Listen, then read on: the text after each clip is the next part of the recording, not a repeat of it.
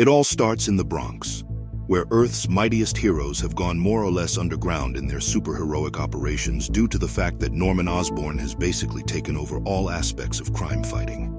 This dark reign of the Green Goblin does not go unanswered, though, as the Avengers plan their next move. This meeting is presided over by Ronan, aka Clint Barton. The first topic of discussion is determining who will lead this version of the Avengers. Do you want to be team leader? Not really. Does anyone want to be team leader? Is there money in it? Money? No. Well, After a brief deliberation, our heroes decide that appointing Clint himself to lead this team would be the best course of action. Everything had been going just fine until Clint put out his first command, and it has something to do with a certain wall-crawling superhero in the room. Okay, so my first order of business, and this might be a little awkward. whew, I love awkward. Well then, good, because this is about you. Me? In this climate, in this post-Skrull who can you trust hiding from Norman Osborn world we live in, the fact that we don't know who you are is a problem. Everyone else is masks off, but you, Oh man, really? And mid-slurp of his Chinese takeout, all Spider-Man can do is pause and ponder his decision. Logan, also known as Wolverine, attempts to assist Pete, but unfortunately, he is unsuccessful. As Clint puts it, no offense, Logan, you're only here half the time and you couldn't sniff out a Skrull. Yeah, I getcha. Sorry, Webbs, you're on your own. as you might expect, Clint insists that Spider-Man reveal his identity to the team. If for no other reason, it's to reassure everyone, even Danielle, the infant daughter of Luke Cage and Jessica Jones. So if I don't take off my mask, I'm out? It's not that I don't trust any of you, it's just there are other people in my life, and now I got Norman Osborn as king of the world. It's a real concern for me personally. I have a history with the guy. But I knew this day would come. I knew it would. Of course it would, and I thought about it. I said, well, if the day comes I gotta walk out over this, I guess I'll have to walk. But here I am, and damn if I don't want to. I like being an Avenger. I love being an Avenger. Cap was right. It gave me that something else I needed. But I can't do this thing you need me to do. Everyone from Carol Danvers to Bucky Barnes understands the significant impact of having someone like Spider-Man on their team. Simply put, the prospect of losing him from the roster would be a big blow to their crime-fighting efforts. This makes Peter's entire speech a greater cause for concern among the rest of the Avengers. But Carol and the rest of Earth's mightiest heroes are about to learn that their friendly, wisecracking teammate won't walk away from them.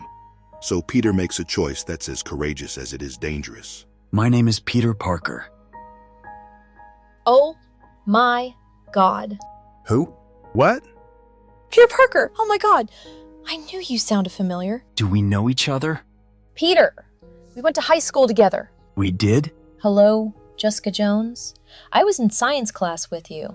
You were? Dude, I had the biggest crush on you. You did? Now, if it wasn't bad enough for a swole man with impenetrable skin like Luke Cage to get unintentionally cuckolded by his wife, then wait until Peter's old Parker luck kicks in. That is to say, things are about to get even more awkward for our heroes. My family got in a car accident.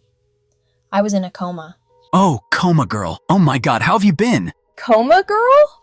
Really? I didn't know your real name. You were just Coma Girl. Did everyone in high school call me Coma girl? Well, I'm sure not everyone. Luke's ego just gets wounded all the more when we see Jessica straight up shut him down while she turns back into her high school self and talks to her childhood crush. You had a crush on him? It was 1 billion years ago, Luke. Shush. Peter, seriously, you don't even remember that I was totally in love with you. In love? Unfortunately, you can always trust Mr. Parker to mess things up. Not only does Pete unintentionally turn Luke into a third wheel, but his inability to remember Jessica further agitates the situation. When was this? Most of 9th and all of 10th grade. How? What? You didn't know. Did you tell me? Not in words.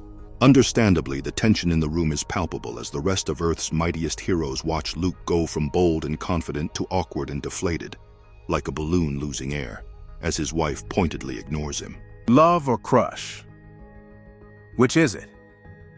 Because they're completely two different things. But it's not like Luke is the only guy here who's feeling awkward. You didn't even know my name? Well, you should have spoken up. because until I got my powers, I was sitting at home with test tubes and beakers eating giant piles of flapjacks. And if you didn't know it by now, the web slinger doesn't necessarily have a good track record when it comes to last-minute saves. This particular encounter is no exception. I would have totally gone out with, Coma girl. I didn't know! The damage has been done and Jessica storms off. I didn't know. But, as the old saying goes, one man's tragedy is another man's comedy. In fact, no one else in the room better summarizes what just transpired between Spider-Man, Jessica Jones, and Luke Cage than Wolverine does. In his own words, I enjoyed that. Good meeting. that's all for this video. We hope you enjoyed watching it as much as we did creating it, and we can't wait to hear your thoughts about it in the comments section below. And please don't forget to give us a like, share, subscribe to our channel, and turn on all your notifications for more entertaining content like this. If you like Spider-Man, check out the video suggestion on the screen. We'll see you next time. Take care.